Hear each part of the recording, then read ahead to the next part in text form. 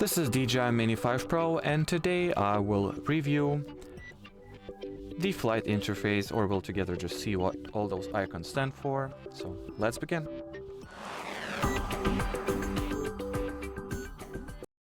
So the home icon obviously brings you to the DJI Fly app's main page.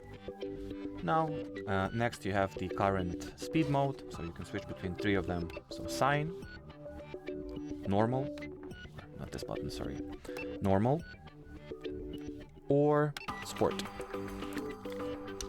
Now, this little window will display all the errors or checklist items that you need to take into account before actually flying the device. All errors or just cautions that you need to be aware of. This icon shows the drone's current battery percentage, so mine is at 16% right now. While in flight, this timer shows how many minutes or just how much time in general your drone has left before it will run out of batteries, how much effective flight time you have left. Now this shows the level of the signal between remote controller and drone, so my signal is strong.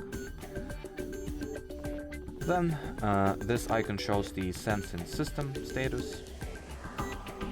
Here you can open settings by tapping at those three dots.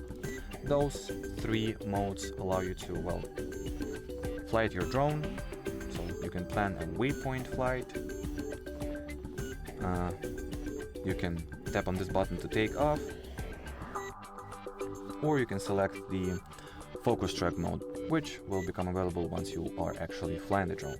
This icon opens the map, shows you the current flight status parameters, so how high is drone, how fast it flies currently, and what's not. Here you have the shooting preferences, so you can switch between photo, video, quick shots, and while in the photo you can also switch between single, A, B, burst, and what's not. With video you can switch between normal and slow motion. Here you can open the gallery, and those digits or those numbers show the available amount of storage you have left for recording. So like I can, in my case, record up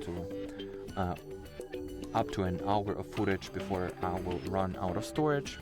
This shows the recording parameters or shooting parameters, which you can obviously change, and those parameters will also be changed with the mode. So here you can change the exposure or format if we're taking photos, or while in the video you can adjust the resolution, FPS count, exposure value, and switch between pro and automatic camera shooting modes. And well, as far as this video goes, that'll be it. So if you have any further questions, leave them in the comment section below. But as for now, thanks for watching, and bye bye.